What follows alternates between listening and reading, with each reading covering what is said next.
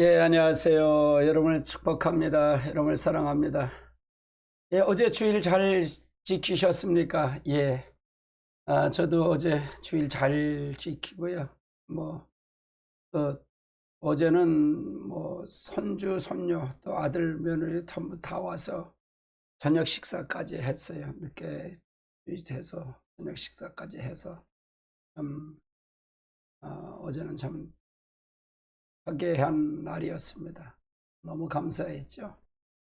너무 감사합니다. 식구들이 이렇게 몸들이 다 보이니까 너무 좋더라고요. 그래서 참 감사했고요. 예, 항상 좀 주말이나 이 토요일 날은 제가 방언기도 이렇게 안 하기 때문에 조금 쉬었기 때문에 너무 감사하고 체력을 보충하는 시간이었어요. 예. 토요일 날은 또 제가 또 신방을 갔다가 왔고요. 오늘 3시 끝나고는 또 신방을 가야 돼요. 어, 국립암센터에 또 신방 가야 되고 그래서 좀 열심히 오늘도 조금 바쁜 또 하루 같네요. 그럼 제가 오늘도 여러분 하나님 함께 하십니다. 여러분 축복하십니다. 새벽은 참 하나님의 축복입니다. 새벽 기도는 굉장한 하나님의 축복이고요. 새벽 기도를 통해서 하나님 깊이 만나셔야 됩니다. 깊이 만나세요. 새벽 기도가 참 하나님의 축복이고 하나님의 역사입니다. 무엇보다도 새벽 기도는 하나님의 놀라운 축복입니다. 우리 기도하겠습니다. 하나님 감사합니다. 하나님의 놀라운 축복의 역사가 늘 함께해 주시옵소서. 성령 하나님 같이 해 주시옵소서. 예수님의 이름으로 기도하옵나이다. 아멘. 예, 오늘은 시편 121편입니다. 시편 121편을 한번 살펴보는 시간입니다. 예, 121편. 여기는 1절로 8절입니다. 1절로 8절. 내가 산을 향하여 눈을 들리라. 나의 도움이 어디서 올까? 그래서 시편 8절까지 있고요. 제목을 제가 잡았는데 제목은 지켜주시는 여호와, 지켜주시는 여호와라고 잡았고요. 대지는 네 대지로 나눴습니다. 네 대지로 나눴고요. 천지를 지신 여호와께로서 도움이 옴. 여호와께서 주야로 성도를 지켜주심. 환난 중에도 해를 받지 않게 해주심. 여호와께서 성도의 출입을 지켜주심. 그래서 네 대지로 나눠봤습니다. 네 대지로 이렇게 나눠보니까 참 좋더라고요. 이렇게 나눠보니까 저는 전체 성경을 전부 대지 나눴고 제목을 잡아봤어요. 해보고 그걸 또 해석을 했고요. 그렇게 하다 보니까 참 좋은 것 같아요. 공부가 많이 됐죠. 많이 됐습니다. 예. 첫 번째 제목은 1절, 2절입니다. 내가 눈을 향하여 내가 산을 향해 눈을 들이라. 나의 도움이 어디서 올고 나의 도움은 천지를 지으신 여호와께로다. 천지를 지으신 여호와께로서 도움이 옴. 이 시편은 예루살렘을 올라가면서 성전을 향해서 노래한 거죠. 올라가는 예루살렘의 이 시는요. 큰 산을 보고 하나님께서 자기를 위해 그것들을 지으신 것을 깨달았어요. 모든 거는요. 모든 건 다 위주가 나를 위해서 지은 거예요. 그래야 깊어요. 어제 제가 주일 설교할 때 오후 설교 끝난 성령님이 그렇게 강력하게 요구를 했어요. 지금 하나님을 부르셔도 확실히 구원받을 수가 있는가를 물으시더라고요. 그래서 성도들에게 그걸 물었어요. 지금 하나님 앞에 부르시면 하나님 앞에 천국 갈 수 있고 그 확실히 있는가? 그걸 다시 물었어요. 그렇지 않으면 그러고 나서 우리는 반복으로 하나님 내가 천국 갈 수 있는 믿음을 허락해 달라고 기도해야 돼요. 실제 우리가 확인을 해야 되거든요. 인격적인 그분이 나한테 들어와야 돼요. 우리가 넘어 천국을 하는 건데 우리가 실질적으로 부딪혀야 돼요. 실질적으로. 그거는 나와의 관계이기 때문에. 나와의 관계. 실제 우리가 교회 생활을 많이 했고 봉사를 많이 했어도 실제는 아니면 소용없어요. 그 인격체이신 그분이 나한테 확 들어와서 진짜 그 시열의 기쁨, 내가 진짜 감사의 기쁨이 내게서 지금 있는가? 내게 지금 있는가? 우리는 모르잖아요. 우리는 몰라요. 어느 상황에도 진짜 그 구원의 시열의 기쁨이 내게 있는가를 생각해 봐야 된다 그 말이에요. 진짜 내가 지금 하나님 앞에 설 때 하나님 앞에 마지막이라고 생각하고 최선을 다해서 할 때 내가 하나님 앞에 진짜 여호와 천지를 지으신 여호와께서 도움이 온다는 것을 내가 실제 믿는가? 내가 실제 믿는가? 그러면 이거보다 더 기쁜 게 어디 있어요? 천지를 지으신 여호와께서 내가 도움이 오는 저 산, 저 모든 거가 다 나를 위해서 지어주신 거야. 나에게 모든 소유가 나에게 있는 거야 라고 생각하면 그 기쁨이 한없량 없이 기쁘겠죠. 그냥 막연하게 지식으로 알고 어느 그 성경을 통해서 가서 그걸 만나서 내가 봉사도 했고 내가 뭐 직분도 올라갔고 내가 목사도 되고 내가 설교도 하는데 진짜 구원의 확신이 내게 있는가라는 거예요. 진짜 하나님 앞에 그 기쁨이 있는가? 인격적인 그분이 나한테 진짜로 나를 통해서 사로잡는가를 한 번 다시 확인하는 것이 굉장히 필요하다 그 말이에요. 그렇다면 어느 상황에도 나는 기쁘고 감사할 것입니다. 어저께 그래서 강력하게 성령이 요구를 했어요. 그래서 제가 어저께는 축사를 안 하고 그걸 요구를 하셨어요. 성령님이요. 네가 하나님의 부르시면 지금 하나님 앞에 지금 내가 부르신다 그러면 네가 천국 갈 수 있는 진짜로 하나님 나라의 소망이 있느냐 그 말이에요.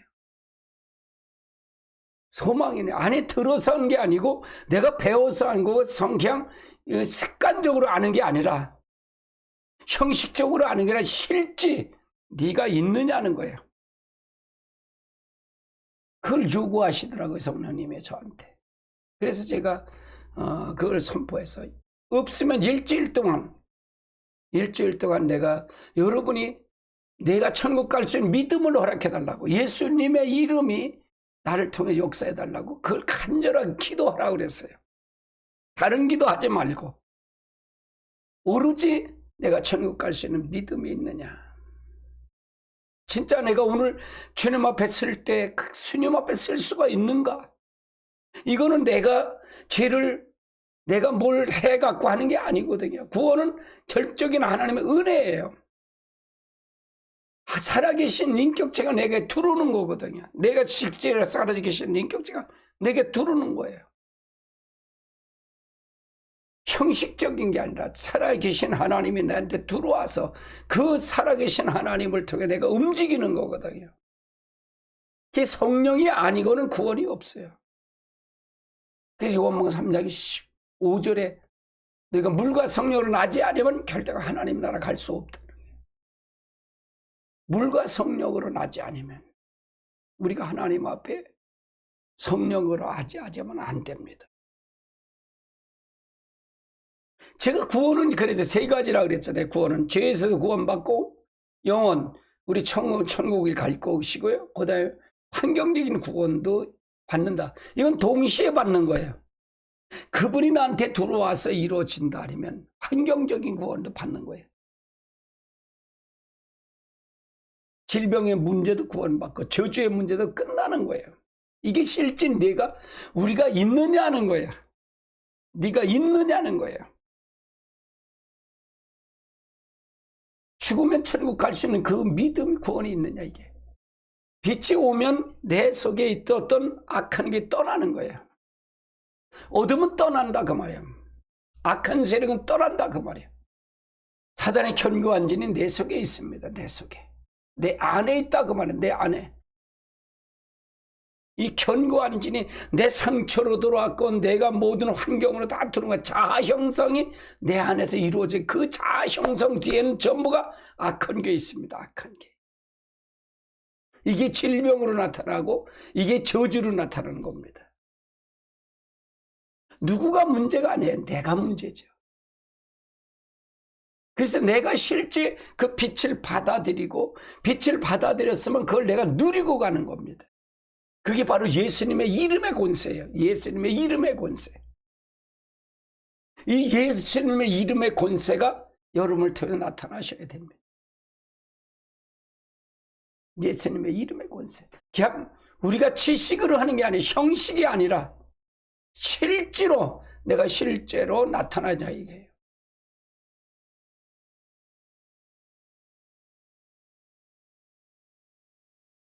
그래서 우리가 하나님의 역사를 통해서 이루어져야 된다.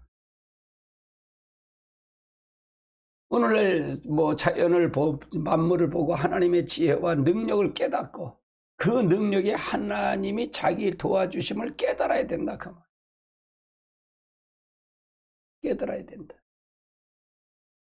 높은 하늘과 견고한 땅과 넓은 바다와 큰 산을 창조하신 하나님께서 그들을 우리에게 주실 뿐만 아니라 그 능력을 우리에게 주신다는 걸 깨달아야 돼요. 모든 걸 다, 그러니까 하나님이 내 안에 들어오면, 성령이 내 안에 들어오면 삼일체 하나님이 다 들어오는 거예요. 보좌가 내 안에 된 거예요. 하늘 보좌가 내 안에 되는 겁니다. 그러면 여기는 누가 있을까요? 주의 천사가 있는 겁니다. 주의 천사가 있다. 그러니까 여러분이 하늘의 모형이 내한테 온 겁니다. 하늘의 모형이 내한테 오는 거예요. 하늘의 설계도가 내 안에 성전으로 지어진 거예요. 그래서 우리는 누구의 형상? 하나님의 형상으로 지음받은 거예요. 근데 여기다 아담이 범죄, 불순종으로 말미암아 하나님하고 비교목을 하나님과 같이 되려고 해서 자아 형성이 된 거예요. 독립된 자아가 형성된 거예요. 그래서 그 독립된 자아가 사단의 집이 된 거다 그 말이에요. 사단의 집, 마귀의 집입니다. 마귀의 견고한 진이 독립된 자아예요. 겉사람이란 얘기입니다. 그래서 이 겉사람은 날마다 십자가에 못을 박아야 됩니다. 못을 박아야 돼. 이게 가장 큰 우리에게 버려야 될 거예요. 처리할 가장 것이 뭐냐? 독립된 자아입니다. 이게 부스러지지 않으면 목회자도 소용없고요. 아무 소용없습니다. 저는 지금 볼 때 예수님 당시에 지금 같아요. 바리새인 같다다, 종교 지도자들 같다, 유태인들 같다다 그 말이에요. 우리가 기도 많이 해야 됩니다. 성령님을 통해 역사해야 됩니다. 우리 모두가 하나님 앞에 다시 한번 무릎을 꿇고 가야 됩니다. 성령이 아니면 안 됩니다. 그냥 충격적인 말이겠죠. 자기 중심에서 봉사할 수 있고요. 자기 중심에서 직분도 할 수 있고요. 열심히 자기 의로 하면 아무 소용없습니다. 예수 그리스도의 이름의 권세로 오늘 하시는 여러분 되셔야 됩니다.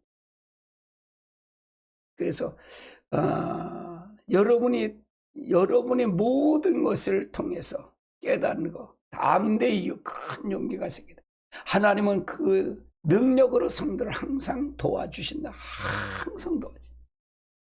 그래서 나의 도움이 어디 있느냐? 우리의 구원은 하나님이 우리 안에 들어오는 게 구원입니다. 성령이 우리 안에 들어오는 게, 인격이 들어오는 겁니다. 그 인격체가 들어오는 겁니다. 아무 소용없습니다. 그래서 넌 그걸 설명하기 위해서 항상 그래요. 무당이 신접을 받잖아요. 무당이 신접을 해서 신을 영접하는 거잖아요. 그 신접, 내린구슬하고 그때서부터 무당 노릇을 하는 거잖아요. 그 신에 의해서 움직이잖아요. 우도 못하게 하나님 영접이라는 게 하나님의 신을 영접하는 거예요. 그 영접 하나님의 신은 좋은 신이요.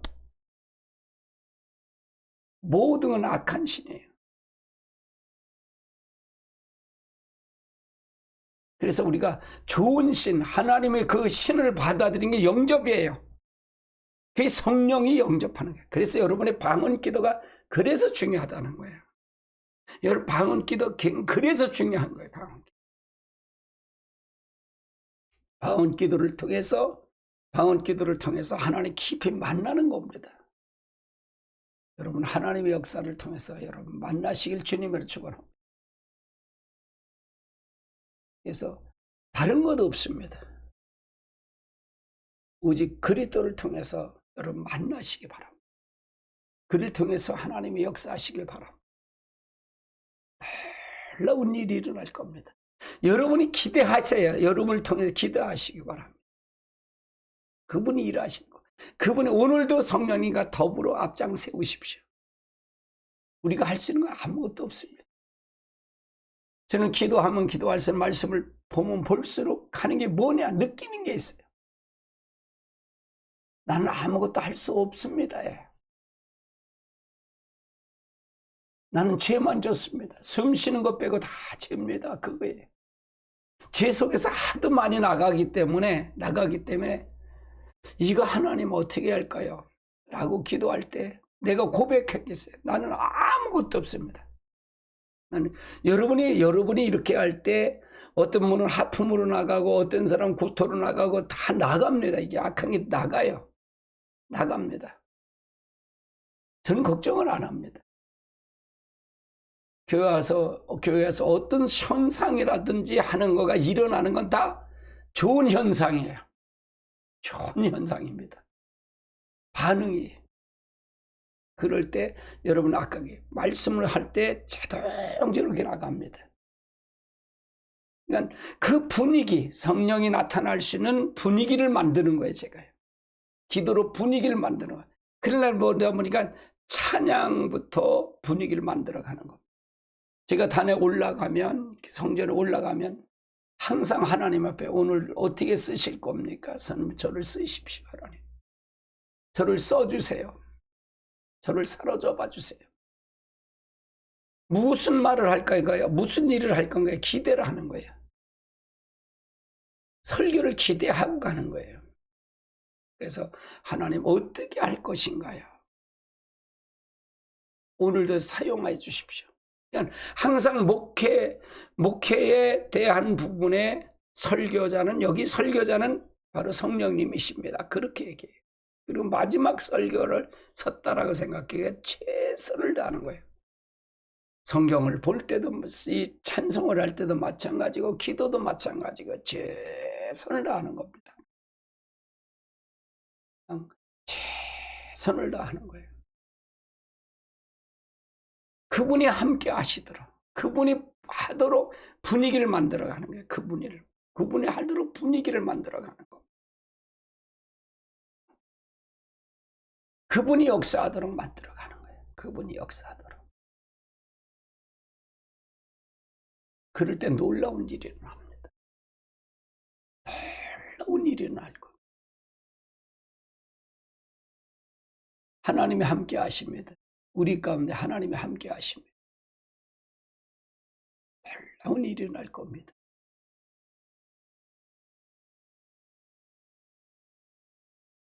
하나님의 축복이 여러분과 여러분 속에 함께 하시길 바랍니다. 그래서 하나님이 늘 갑니다. 우리의 도움은 천지 지으신 여호와 하나님이시다. 천지만물 창조하신 하나님. 우리 안에 하나님이 들어오게 하는, 우리 안에 하나님이 역사하도록 만드는 것. 그래서 그분과 함께 가는 게 그분과 역사하는 겁니다. 그분이 함께 하시게 하는 것. 그래서 하나님의 놀라운 축복이 함께 하시길 주님으로 축원합니다. 축복합니다. 예, 늘 감사하죠. 늘 감사합니다. 늘 감사하고 늘 통해서 가는 겁니다. 그래서 여러분 하루하루를 오늘도 성령님과 이렇게 동행하세요. 성령님과 동행하시고, 예, 성령님과 동행하고 가십시오. 여러분을 도우신 분은 여호와 하나님이시라. 그래서 늘 하나님이 내 인격적인 그 하나님이 내게 들어왔나. 이게 구원이니까. 점검을 해야 돼요. 그래서 점검하고 가는 겁니다. 그 하나님이 내게 들어왔나. 내게서 역사하는가. 그렇지 않으면 세상이 다 뺏깁니다. 마귀가 다 잡아갑니다. 이 공중권세 잡은 자의 지금이에요. 이 마귀가요. 내 안에 사단의 견고한 진이 다 있습니다. 누구 안에 있는 게 아니라 내 안에 있습니다. 그게 자아, 독립된 자아 형성이에요. 그게 마귀의 집입니다. 그게 독립된 자아가 사단의 집입니다.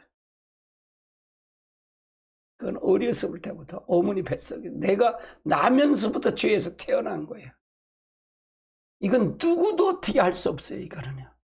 그래서 예수님 날마다 성령님으로 나를 덮어야 돼요. 우리 목사님 한 분 오고 통화를, 그분은 30년을 손을 놓고 구토를 했대요. 너무 힘들어서 지금은 그래도 너무 힘드니까 하나님 앞에 불러가달라, 하나님 앞에 가고 싶다고. 연계가 굉장히 깊으시죠. 굉장히 깊으셔요.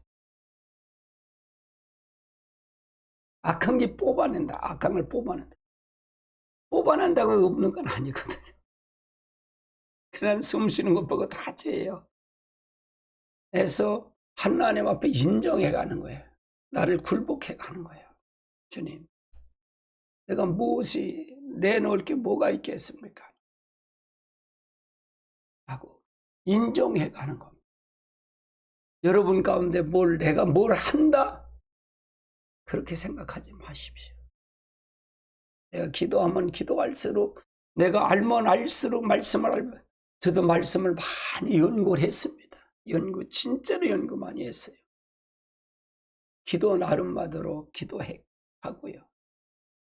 근데 하나님의 빛으로 나가면 나갈수록 잘못된 게 보이잖아요. 그걸 인정하는 거예요. 그러니까 하나님 앞에는 인정해 가는 거예요. 그러니까 말씀을 내가 순종할 수 있고 말씀을 지키는 것 자체도 하나님의 성령님이 도와주셔야 돼요. 내가 죄를 고백하는 것 그 자체도 하나님이 도와주셔야 됩니다. 성령님이 도와주지 않으면 아무것도 할 수 없습니다. 그러니까 우리 스스로 할 수 있는 건 아무것도 없다라고 생각하십시오. 그럴 때 하나님의 놀라운 역사가 일어날 겁니다.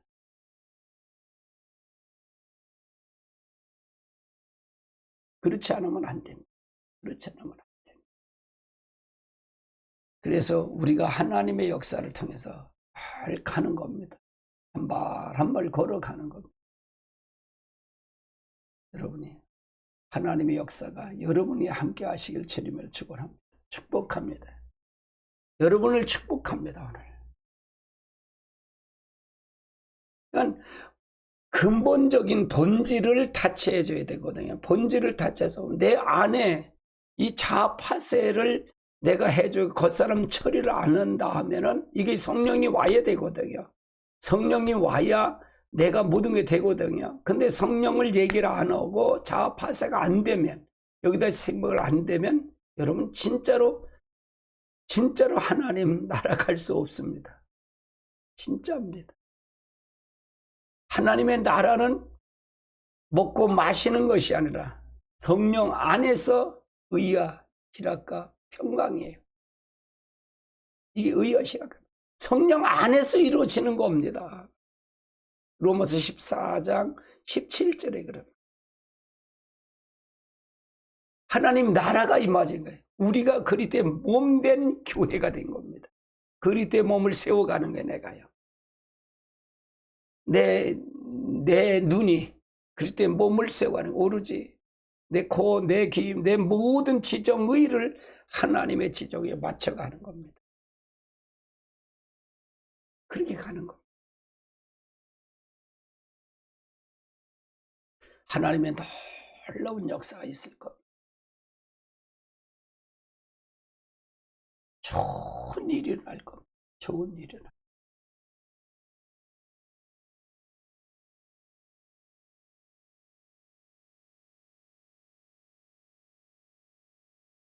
하나님의 축복이 함께 하시길 주님의 축원합니다. 축복합니다.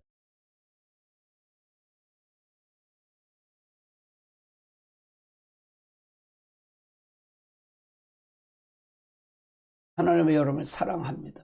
하나님을 사랑합니다. 그래서 축복합니다. 여러분 축복이 함께 하시길 주님으로 축원합니다. 예, 감사합니다. 여러분을 사랑합니다. 축복합니다. 예, 우리 기도하겠습니다. 하나님 감사합니다. 귀한 시간 오늘도 주심을 감사합니다. 오늘도 승리하게 하옵소서. 월요일 처음 시작합니다. 우리 직장이나 사업장에서 하나님 성령님 앞장서셔야 주의 천사가 앞장합니다. 주의 천사가 돕습니다. 하나님 도와주십시오. 함께해 주십시오. 예수님의 이름으로 기도합니다. 아멘. 하늘에 계신 우리 아버지 이름이 거룩히 여김을 받으시오. 나라의 마옵시며 뜻이 하늘에서 이루어진 것 같이 땅에서 이루어지니이다. 오늘날 우리에게 용할 양식을 주옵시고 우리가 우리에게 죄진 자를 사하는 것 같이 우리 죄를 사해 주옵시고 우리를 시험에 들지 말게 하옵시며 다만 악에서 구원하옵소서. 내게 나라와 권세와 영광이 아버지께 영원히 있사옵나이다. 아멘. 하나님께 영광 할렐루야 감사합니다. 여러분 혹시 여러분이 제가 이해가 안 되죠? 이 자아가 사단의 견고한 진이고 그 집이다라는 거예요. 근데 여러분 맞습니다. 맞아요. 여러분 경험하셔야 됩니다. 결국은 하나님을 만나는 겁니다. 오늘은 사랑하님이 제일 먼저 들어오셨네요. 감사합니다. 자연대정님, 은혜로운님 감사하고요. 예, 축복이님 감사합니다. 예, 믿음이님 감사합니다. 예, 문개구리님 감사하고요. 예, 감사합니다. 예, 오늘도 여러분 승리하시기 바랍니다. 오늘도 여러분 축복의 승리가 여러분이 함께 하시기 바랍니다. 활기찬 우리 월요일을 주님과 더불어 성령과 더불어 가시기 바랍니다. 할렐루야. 예, 감사합니다. 저는 오늘 11시 방언기도에서 뵙겠습니다. 기도에서 뵙고요. 오늘 6시 30분까지 여러분 자유롭게 기도하시기 바랍니다. 11시에 뵙겠습니다. 감사합니다. 샬롬. 오늘 승리하세요.